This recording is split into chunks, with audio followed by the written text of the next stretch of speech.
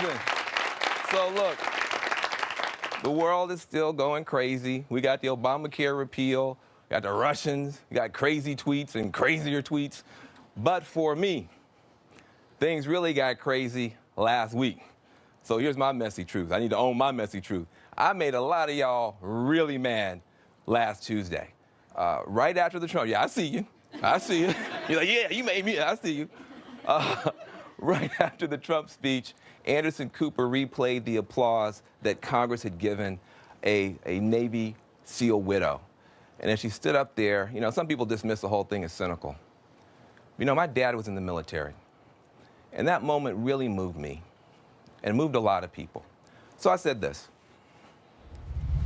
He became president of the United States in that moment, period. There are a lot of people who have a lot of reason to be frustrated with him, to be fearful of him, to be mad at him. But that was one of the most extraordinary moments you have ever seen in American politics, period. Well, that was then. A couple of days later, Trump went back to like cuckoo for Cocoa Puffs crazy. And anybody who was worried that he might start self-normalizing, you ain't got nothing to worry about today. So I could just move on, but I want to talk about this. I want to talk about this. First of all, in case it's not clear, I still oppose Trump. I'm still afraid of Trump. When I said he was becoming presidential, that wasn't just a compliment, that was a warning. I saw Trump as a serious threat from day one. Everybody else was laughing at him. And I was begging people, listen to me. This guy's serious as a heart attack. And people didn't listen. Listen, I thought he was a serious threat then. I think he's a threat now, today. But by now, I think you know something about me. I'm an emotional guy. I'm an emotional guy. I am. I've cried more on CNN than anybody else times 50. Y'all know that I'm emotional. And it was an emotional moment. And I'm proud of myself that I can still get teary-eyed even during a Trump speech. I'm proud of myself that I'm still human.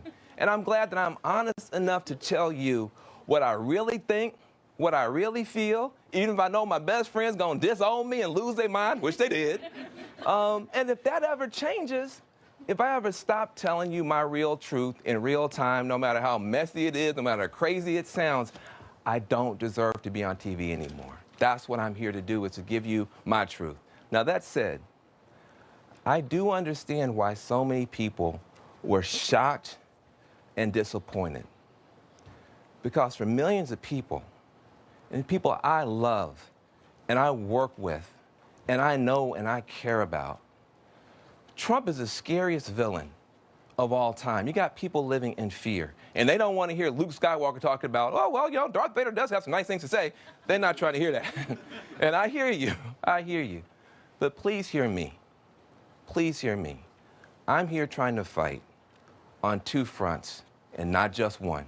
Because I think we face two dangers and not just one. Yes, there is a danger of normalizing Trump politically, just kind of resigning ourselves to all these attacks on people and facts. That's bad. We can't let that happen. But there is a second danger that nobody's talking about. Please listen to me. You didn't listen to me when I warned you about the first danger. Listen to me on this one.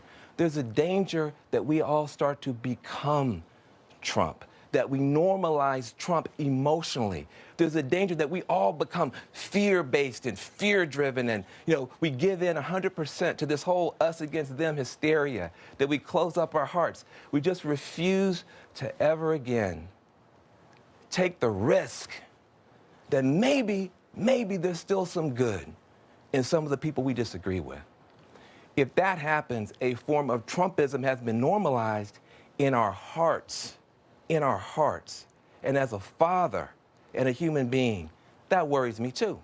That worries me too. So look, I can honestly say that there is nobody that I'd rather have this kind of conversation with than the man I'm about to bring to the stage. The next guest has been sharing his truth for a long time, and we're all better off for it, straight off the set of his other show, coming on my show, the best-selling author of Born to Crime, the host of The Daily Show, the one and the only Trevor Noah.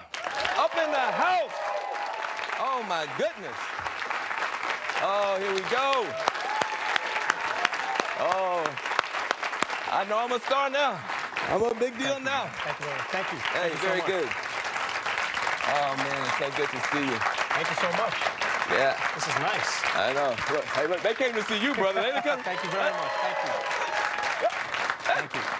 That's bad for my self-esteem. Man, they didn't clap that much for me. They're always here for you, man. They're always here for you. That's good. So it's good to see you. Hey, look, let's talk about it.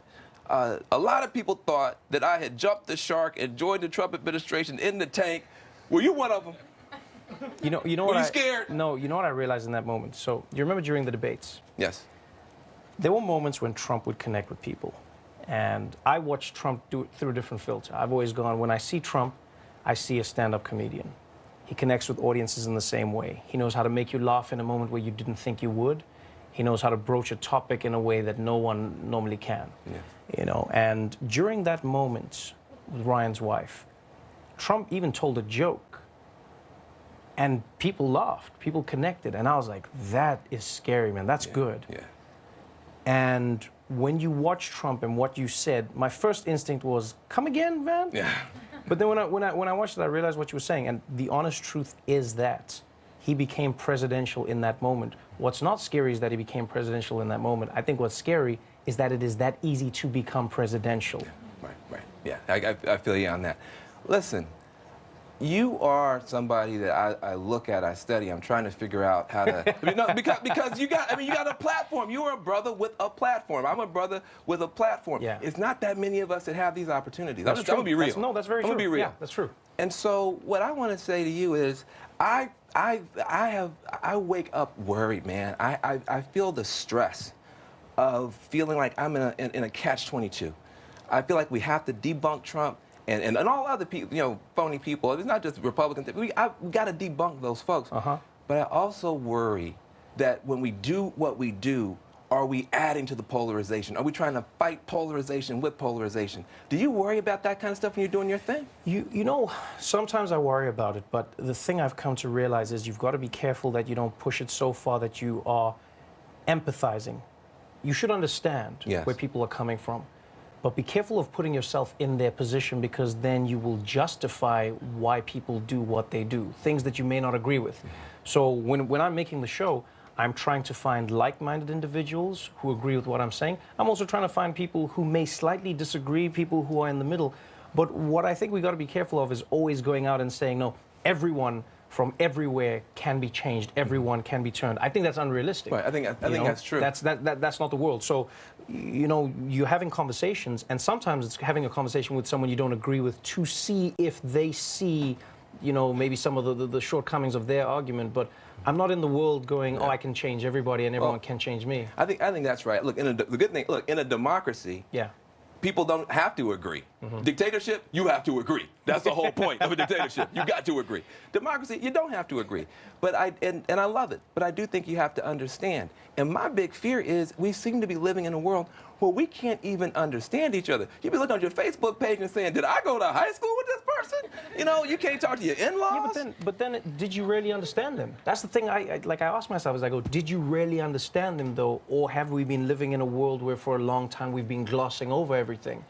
When you look at, let's look at something like what's happening to President Obama now.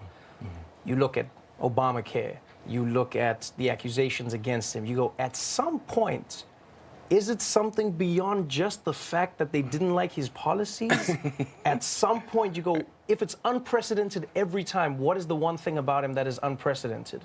And you start to look at this and you go, why are we so afraid to call these things out? Are you saying it's because he's African American?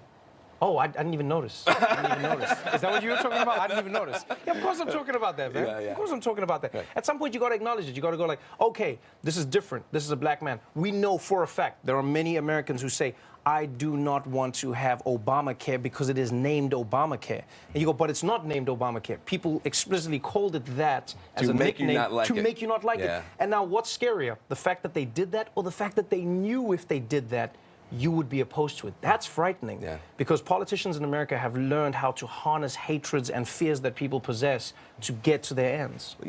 I am trying. You said you can't change everybody, and I agree with that. I think the struggle is different. I don't reach out because I'm trying to change somebody else or I'm trying to make them be like me. I'm trying to reach out so I don't let this Trumpist environment turn me into something I don't want to be.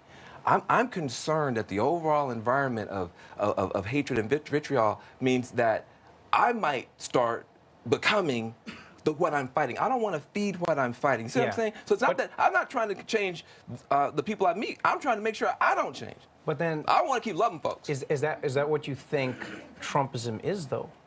What do you mean? Because if I watch Trump, I feel like Trump is about the flip-flopping and the faux reaching out.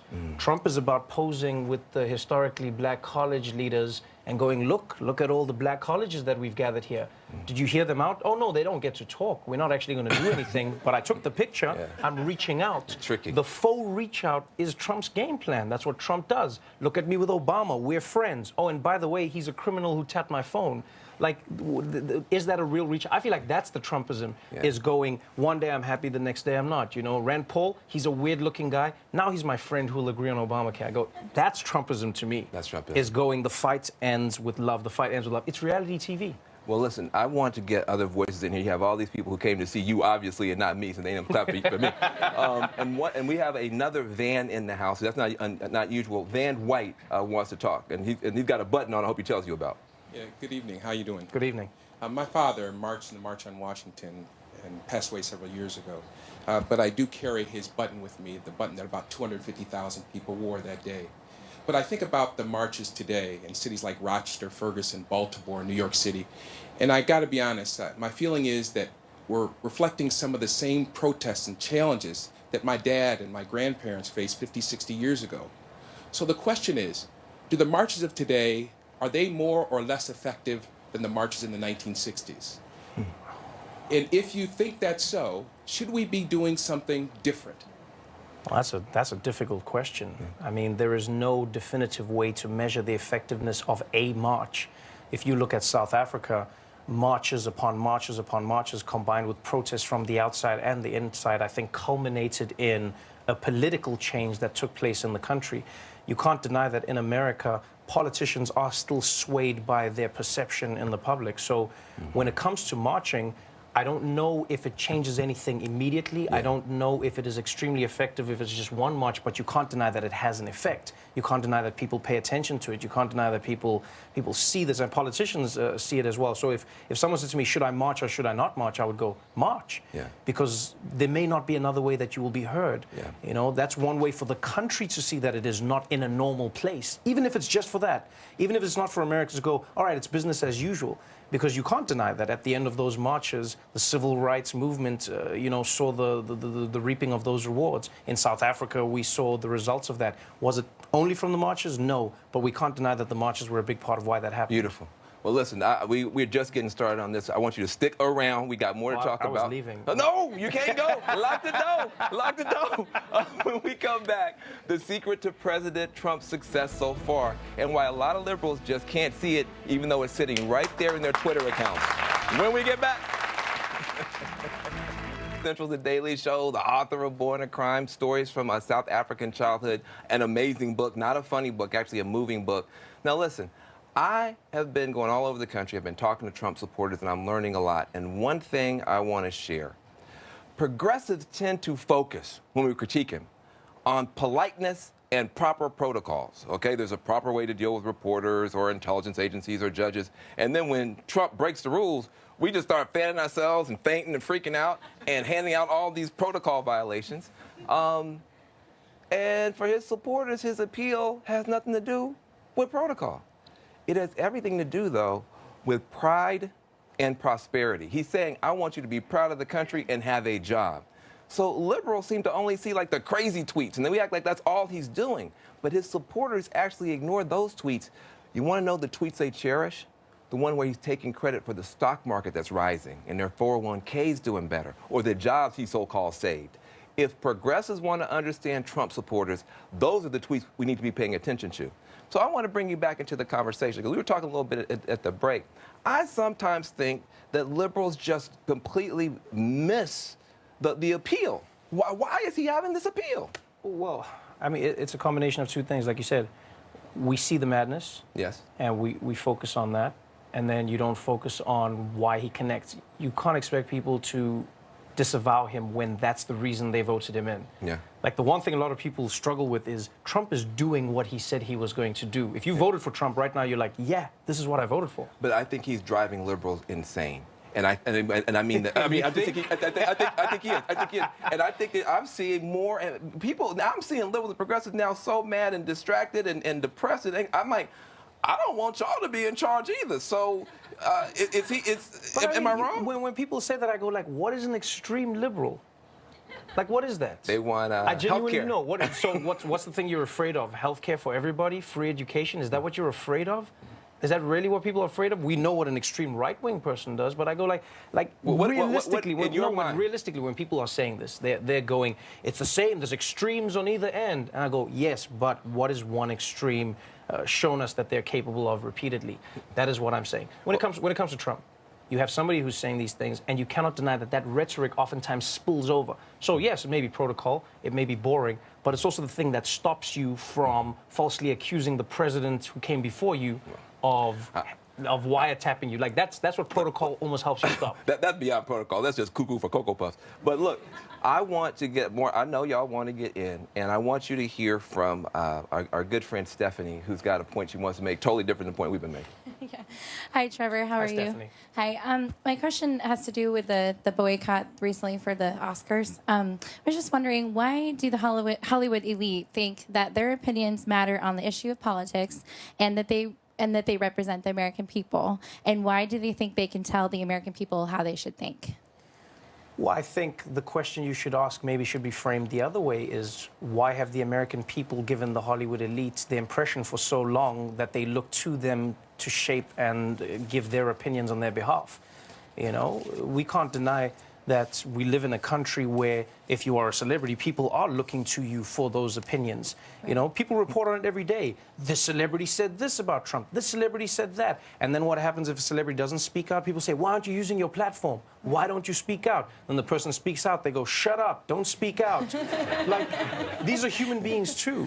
You know, at the end of the day, they vote. At the end of the day, they are part of something. Have they made a lot of money doing what they do? Yes. But I think a lot of people appreciate it. Some people go overboard. Some people are idiots. Whether you're a celebrity or not, people have to understand that. And I think it's messy, but it's the truth. I have one more follow-up question. If, for example, my husband and I are involved in politics in Arizona at the grassroots level, if you have to look at, like, when you're elected, you're kind of like in that position, the people elected you. So is that kind of like a different platform than it would say Hollywood?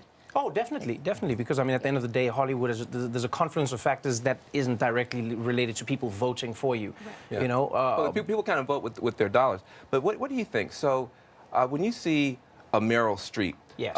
Say what she says, you know, I get happy, you know, myself. I like it. But what about the people who never feel they're ever going to be a part of that A-list crowd? Do you think there's a danger that by having that happen, or by having the dude at the Hamilton play do what he does, that it actually helps to build Trump? Well, this is what I struggle to understand. I understand it, but I struggle to get how it is adopted by people.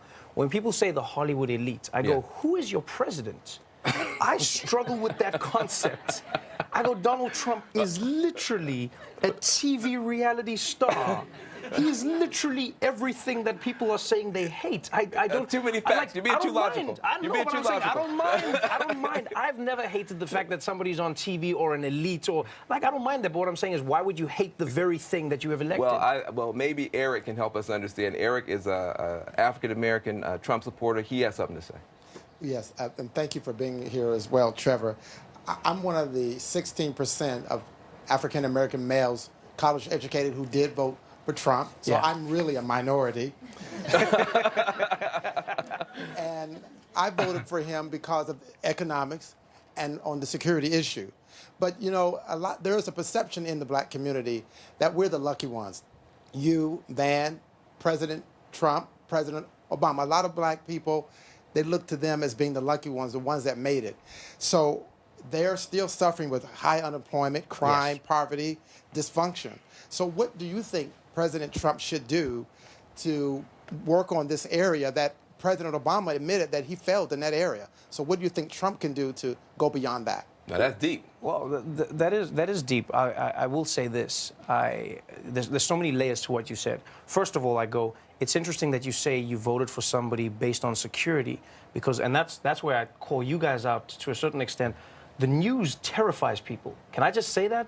The news terrifies people. I watch CNN, I watch different news networks, and I'm like, do I really need to know about a guy in France waving a knife? Did I really need to know that? It terrifies people, and then you go and you make that decision. But is that the person who knows the best? Is that the person who's going to keep you the safest? We don't know. I mean, you know, we've seen decisions now that he may have shown that he slipped. I thought he was saying economics as well. But economics-wise. And you have to admit, African Americans didn't do as well under Obama economically as people had hoped. Completely agree with that. No one will take that away from you. The question I think you then have to ask is Donald Trump listening? Every time I see Donald Trump talk about black people, he has to say the phrase inner city. He does not think a black person exists beyond that. It's strange to me that in America, black people are not considered any other voting group other than black people. Black people are the working class. Black people are also taxpayers. Black people are also wealthy. Black people have many shades of black. Black is not just the inner city. So if you have a president who only sees you as one thing, as a monolith that is crime-ridden, gang-infested, is that really the best person? I think if Trump listened more, if Trump really engaged, and I'm not saying engaged with the Trump supporters around him, not yourself, but I mean, like, you know, yeah? But let me ask you, brother.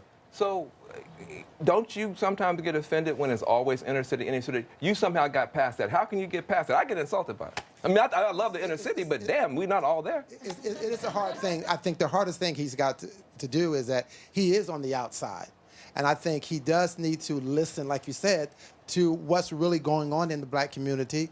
And I think that we want to have safe communities. We want to have more economics. So I think he probably needs to come into our communities and listen and find out exactly, talk to those families and find out what's really going on. Don't listen to the talking heads, unfortunately. Don't listen to the politicians. Go into those communities and find out what's really going on. Trevor. You know what I love about this? You asked me the question, but you have the answer. Thank you. I appreciate that. Thank you very much. Very good. Trevor, thank you, brother. I do think, you know, I've done a lot of work in Oakland. I've done a lot of work in our communities. I do think that we leave a door open for Republicans to point at the funerals and to point at the candlelight vigils and to point to the teddy bears on the sidewalk and say, see, those Democrats don't do anything for you. They're just using your vote. Now, I haven't seen the Republicans do anything. But as much as we have marched, and I will continue to march to make sure that we're not victimized by police brutality, a lot of times, at least from a media point of view, our pain and our suffering on the inner violence, the violence within our community, either gets ignored or gets almost Democrats duck and hide about it. Don't you think that at some point we should come together at least on that issue? I don't think anyone would disagree with that, right? Yeah. I think just because there is inner city violence does not mean that you should say that all black people are living in that situation. No, I'm not saying that. No. Just because black people have managed to find a new life that is better and maybe they don't live in the inner city does not mean you have to ignore what is happening in many places in the world. But I do think this. You cannot deny that the back and forth has been shown. And it's weird to me because you go, if you just read the books, if you just understand, you know, if you look at what over-policing does to communities, not just in America. Please talk. Over-policing and under-policing have been shown consistently to create a distrust, you know, in the community. People no longer see the police as being protectors and servers because all they see them as is enforcers and a militarized force that keeps them down. And so if they don't respect the police, they take the law into their own hands. They take the law into their own hands. The cycle perpetuates over and over and over again. I want to talk about some solutions when we get back. But please stick around. We lock the door again. Don't let him out. I took a road trip a little while ago to the front line of America's border battles, another place we got a lot of funerals. And I talked to Latino supporters of President Trump. What I found going to surprise you when we get back.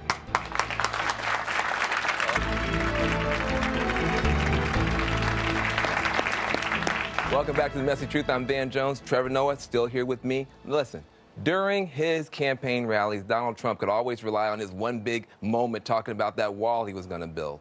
Meanwhile, down on the actual border, millions of people are living on the front line of the whole border battle, and they're dealing with real-life immigration issues every single day. And a lot of them are Trump voters, and a lot of those Trump voters are Latinos. So I took a road trip to meet with some of them.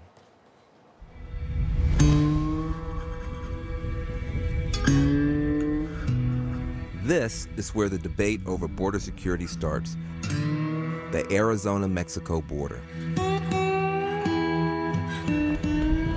I wanted to see it for myself and talk to the people who live this reality every day, like the Pinal County Sheriff's deputies. If someone is able to go under, over, or around the border fence, they walk through this desert, aim for the highways, and disappear into the United States. Why do you think they're so desperate to come here? Not the ones who are coming to bring the drugs, but the other ones who are coming up here. It's America. I mean, what better place to come? I don't know what their personal motivation is to come over here, whether that be work or family or whatever, but they're motivated by something, because it's not an easy trek. And on this day, a drug bust, which is all too common, 600 pounds of pot in the back of a truck. So this is actually packaged for distribution to avoid dog detection. So that's why it doesn't smell. Yep, now it will. So they got the whole routine, so yeah, well that smells. Out here, law enforcement doesn't know who's around the corner, whether it's a desperate family or an armed drug smuggler. The danger is real. But all these mountains back up in here and over here have scouts on them. And while many people walk through here to find a better life, they're mixed in with smugglers who would do anything to avoid getting caught.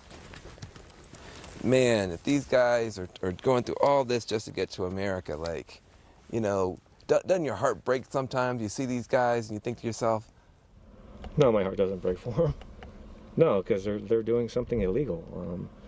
What's heartbreaking for me is when this stuff gets out to its destination and starts getting out, peddled to kids and, the citizens of the United States. That's what's heartbreaking.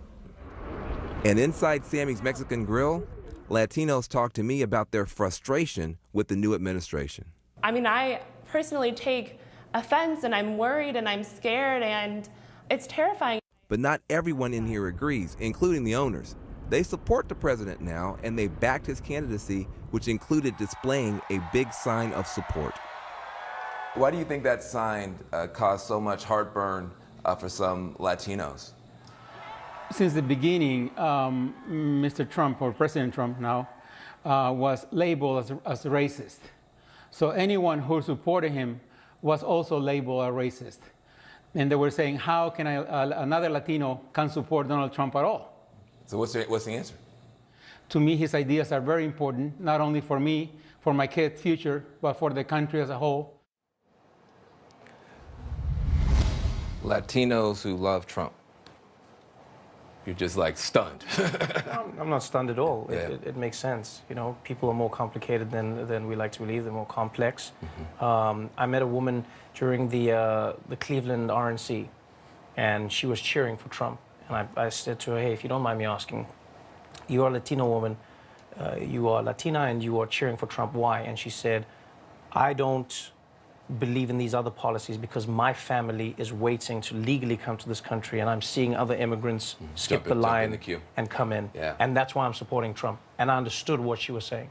Yeah, it's interesting. When I was down on the border, and I want people to see, because a lot of liberals don't ever see the actual border enforcement. One thing that's happening now is the drug cartels are taking the good folks who are just coming here to do good work, and they're forcing them to carry drugs. And that's messing up the whole thing down there. So there's a lot of stuff happening, and yet the people who come here, who work so hard to make America better, not making America worse, are caught in a crossfire, and nobody's really hearing their stories. And I want to talk to someone who can put a human face on this. Please welcome Carlos, who's here, his wife. Give a round of applause. This brother is unbelievable. First of all, thank you for being here. Elizabeth, thank you for being here. His wife is here.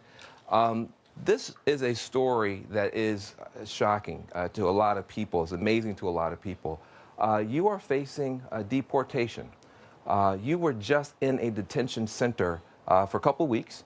You could still be taken out of the country. How are you feeling? I think I just feel wonderful about all the support that I got from my little community in West Frankfort, Illinois. Yes. And I think about the difference that I make in my community. And if I made that change and that impact on my community, I can make an impact all over the United States too. The reason that he's saying this is because even though the county that he lives in voted 70% for Trump, Trump voters came out of the woodwork and fought to get him free, which is an unbelievable thing. Why do you think that they did that? I mean, you had the whole town of Trump voters saying, not my guy. How did you do it and why? West Frankfort stands for the American values. American values. American values. Yeah. They do believe that. Well, you have a friend here, Tim. Please stand up and give Tim a round of applause. Tim was one of the Trump voters who stood up for Carlos. I told you it's messy. It's messy. Now I am confused, sir.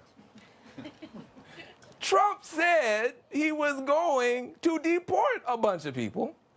Trump said he was going to build a wall. And then you voted for the man. And then he started deporting people. And you said, no. I'm confused. Well, I really wasn't confused myself. Obviously, with any politician, you don't stand for everything that they're going to preach and try to portray to you. The immigration policy to me is not, building the wall is pretty ludicrous to me. That's not a solution to the problem. Once you step back and maybe look at immigration reform and address the real issues, that's where he needs to be putting his resources. So it's such an amazing story, and it's gotten so much attention. Why?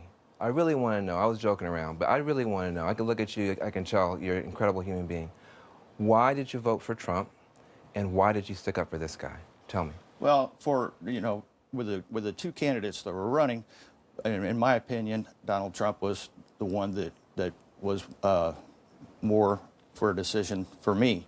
What's it like about him? Well, I mean, for number one, our area is very dependent on coal mining. Wow. And so his coal mining legislation was very important to us. My daughter's married to a coal miner. Say no more. Say no more. But this guy's an extraordinary guy, and you stood up for him, and the whole town. How did it make you feel? I mean, elected officials, everybody, how did it make you feel when that happened? That I'm one of them. Wow.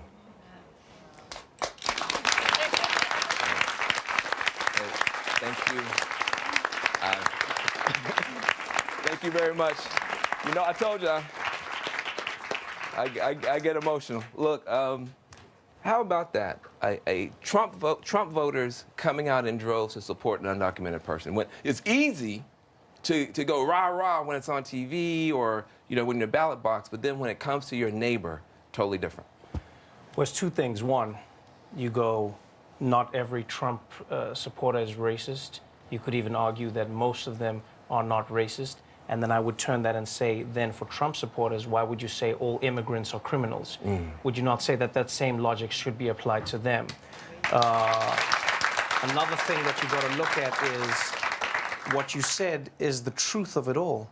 You felt like one of them. And that is the thing that separates us so many times is when we don't see the victim of a decision, when we don't see the human being on the other side, we don't see them as being them. We see it as an idea. And in South Africa during apartheid, one of the most powerful things that apartheid was able to do was convince even black people that they were different from each other. And when people are separated, they go, oh, I don't care about those Mexicans. Those Mexicans are criminals, they're immigrants. But you saw a man, you saw a human being, you saw a brother in your community. And that's essentially what it boils down to, is we don't put faces to this. A lot of the time, politicians put forth ideas, but there are human beings on the other sides of the ideas. It's not the coal industry, it is a coal miner who is a man. It is not a Mexican, it is a man who is part of a community who is here with his wife. And that's what people seem to miss in all of the political debates, is that there are people on the other side of what is happening. Beautiful. Man, I love you, man. I do. Trevor Noah, thank you. Thank you so much for having me, man. Get this man's book, by the way. If you think he's profound here, get the book. It's unbelievable. When we come back, President Trump promised during the campaign he was going to repeal and replace Obamacare. Hey, don't. Anyway, when we get back, we're going to have the Trump campaign's chief whisperer on the economy. Now, here's the messy truth. When it comes to Obamacare, turns out repeal is easy, but replace is kind of hard. Republicans have had 7 years to figure this out, 4 national elections, and they still can't get together on a plan. This week, conservatives from the Club for Growth, the Heritage Foundation, Tea Party patriots have all come out against the Republicans' bill. So have the American Medical Association, American Hospital Association, AARP, and group after group after group. They come out with a plan and a roof just falls in. I want to bring in a Trump translator to help us figure this whole thing out. And he's the best one that there is. It's a senior economic advisor to the Trump campaign. He's also a CNN contributor. Bring to the stage Stephen Moore, an economic mastermind wizard. Glad to have you here. Get up here. Appreciate you, my brother. friend. Very, very good. So By look, the way, I got to say, I've been watching this show for the last 30 minutes. Yes, sir. There's not a word that I disagree with. Maybe there is a little coming together here. You're a liberal, I'm a conservative. Hey, but, look, hey, and see, I'm look. so happy there's some Trump fans here, Exactly, too. This is great. It's good. CNN. Hey, look, So- it's a messy truth. So I have a very technical set of questions for you, which is, why y'all ain't got your act together? Yeah, well, a lot of conservatives are asking that question about Republicans right now, too. And what you said is right, that it has been 7 years since Obamacare passed, and Republicans have said they've wanted to repeal the bill, and now they have the power to do it. They run the White House and the House and the Senate, and there's been certainly some discord within the Republican Party. Look, I happen to think that we can do a lot better than Obamacare. Yeah. I think that the Affordable Care Act has been the Unaffordable Care Act, that it's actually raised prices for people. I think about people like my own family. I thought we were supposed to save $2,500 a year on our health insurance, and we're paying several $1,000s more. And I think a lot of people are in that same boat. So I just want to make sure that I want everybody to have health insurance coverage, and I think most Republicans do too. But I want to make sure that we don't ruin our economy and we make it affordable to people. Well, look, the critique is great. But the solutions are now where you guys have to deal. Opposition is easy. Proposition is hard. True. I want to talk to somebody who is actually living this every day. Let's bring you into this conversation. Hi there. My name is Julie, and I'm from Dallas, Texas. And I want to tell you about my daughter and our family. So 5 years ago, my younger daughter was born premature with Down syndrome and heart disease. And thanks to the ACA, she was able to receive care. She would have reached her lifetime maximum benefit in her first month of life in the neonatal intensive care unit. Wow. And also thanks to the ACA, we were not denied coverage for her despite having a disability. Right. And we couldn't be charged more, not more for her than we're charged for her sister to be on our private health care plan. And the good news now is that she has Medicaid, and that's been a lifesaver for her. So she has access to her pediatric specialists, and I'm able to make sure that she gets the routine medical care that she deserves. So right now we're looking at a repeal. We're also looking at Medicaid cuts. And the fact is that those would put people's lives at risk. People like my daughter, people with disabilities. Yeah. And the cuts, when they say things like Medicaid block grants, when they say per capita cuts, those are going to be cuts to services. Yeah. That could mean warehousing people with disabilities, putting them back into institutions without having community supports that Medicaid provides.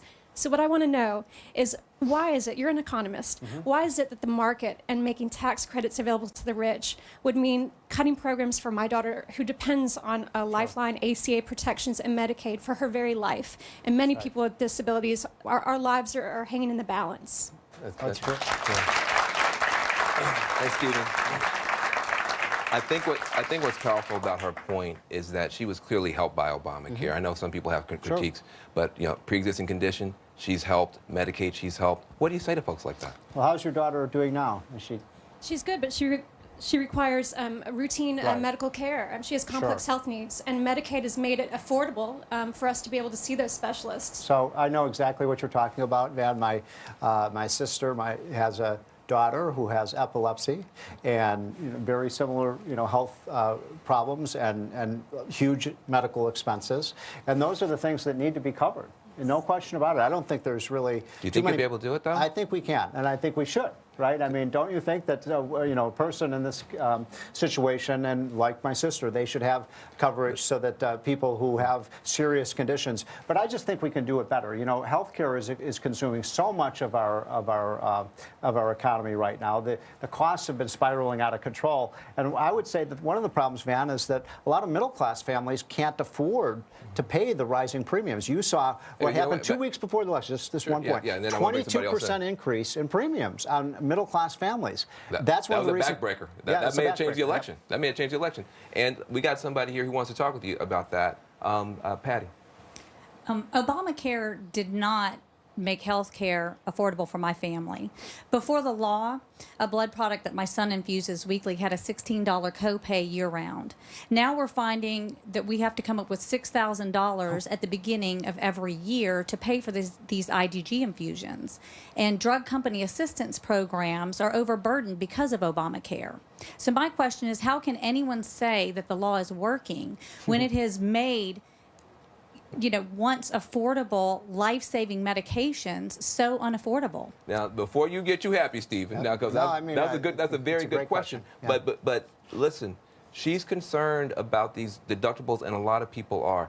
As you answer her question, I also want you to explain to me, are you sure your plan is going to actually lower the deductibles? Because that seems to be the main pain point. You demagogue it sometimes, but I don't know. I have not seen one thing that's going to bring down the deductibles. Well, in fact, some people want to buy higher deductible plans because if you do that, your premiums are going to come down. I mean, think about this. I mean, what is the purpose of insurance? Insurance is to protect against the big events, like your house burning down or something. That's why we have homeowners insurance. So you want for routine medical expenses, for the most part, Americans should be able to pay those out of pocket. You want insurance so that if you get cancer or you have some kind of serious expense, that everyone is covering for it. So a high deductible policy is not necessarily a bad thing. Look, you and I see the world completely differently. I mean, which is not going to shock you.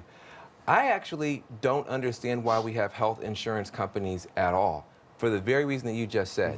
Insurance should be for stuff that you are not sure about. Right, you don't know if your house is going to burn down. You get fire insurance. That's you don't know if you're going to have a flood or your crop's going to fail. Flood insurance makes sense.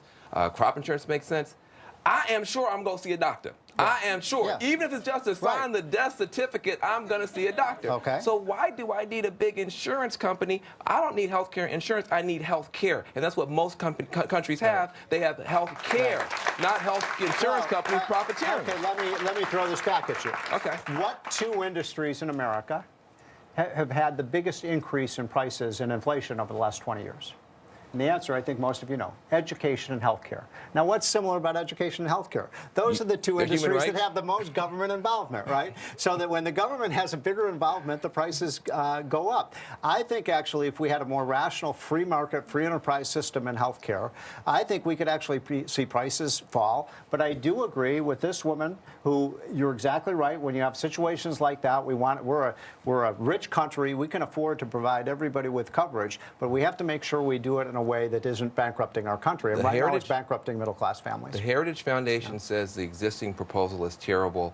Trump seems to be for it. Are you for what Trump is saying, or are you for what Heritage is saying? I am for... Will you come out I work at Heritage. Exactly. So obviously, you're trying to get me fired here? Yes. No, look, of course, I think there's a lot of improvement. That this bill that came out a couple of days ago was a draft. It's going to be improved, and it's going to go through the system. Okay. And I think we're going to see a new bill that provides coverage for everyone, that increases competition, reduces costs and covers for people with pre-existing after conditions. 7 years of y'all demagoguing and 4 elections, I hope to see some kind of bill. Well, but anyway. you were the ones who promised that you were going to lower the cost of health care, and you haven't done it. Well, so listen, now we it's your can turn. do better than this. Now it's your turn. What we will see. Look, I want you to stick around. I really want you to stick around. And when we get back, I have one more question from an audience member on a subject that is very close to my heart. I think this topic is going to surprise you. I'm surprised that I'm bringing this topic up. When we get I stick up for the underdogs in the red states and the blue states. That's just me. But a few episodes back, I went to West Virginia and I met with some coal miners who voted for Donald Trump. But Whoopi Goldberg, who's no fan of Donald Trump, acknowledged these are some good people. And these good people are about to get a very bad deal. Now, I want to give you a little bit of history here. 70 years ago, America's government made a promise to our coal miners. They said, look, here's what you do. You go down in those holes. You dig out that coal, and you keep the lights turned on for America.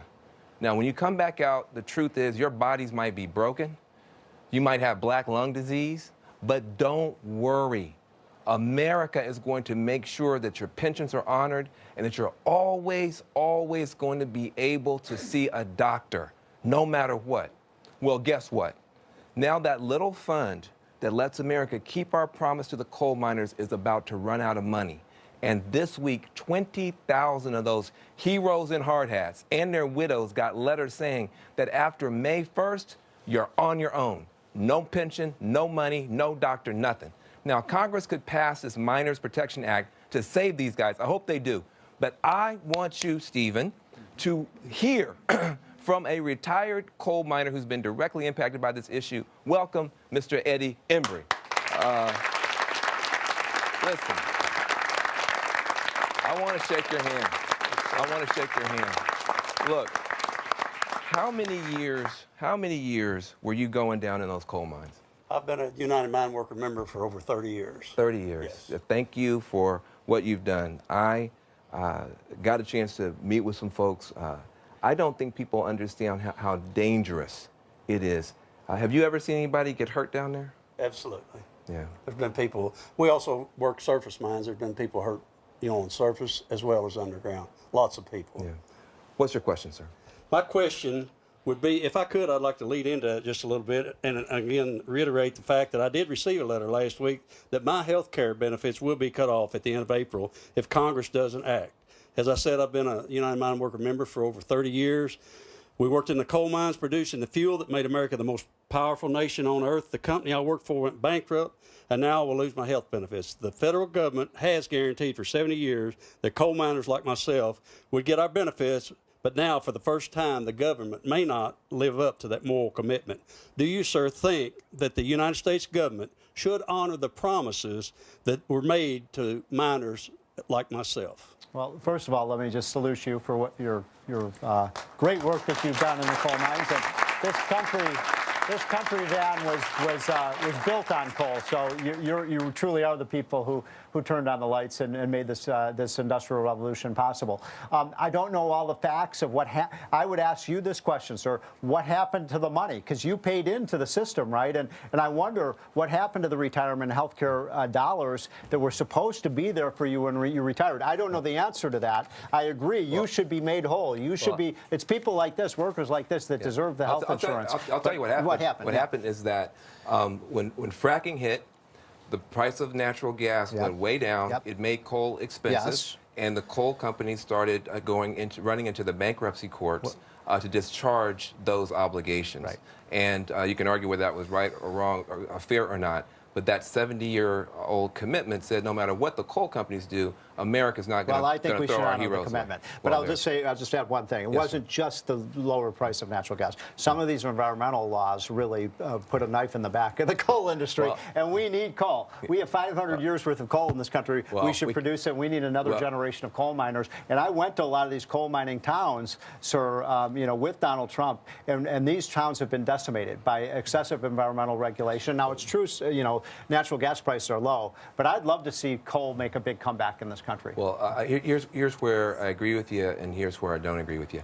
I believe we need to honor those responsibilities and those commitments. And I'll tell you what, some of the best people in the world have been doing that work.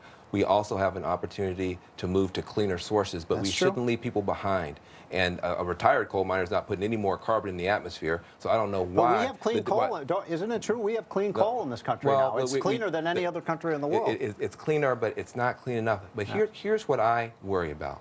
You had Donald Trump go put on a hard hat and say he was going to be there for the coal miners. And when it was time to take back those regulations for clean water, he did that quickly. I haven't seen him yet move quickly to help these folks. I'll bring this up with the Bring people it at up the with White him. I House. appreciate that. Listen, I want to thank my guest, Stephen Moore. I want to thank Trevor Noah. I also want to thank my studio audience and everybody watching at home.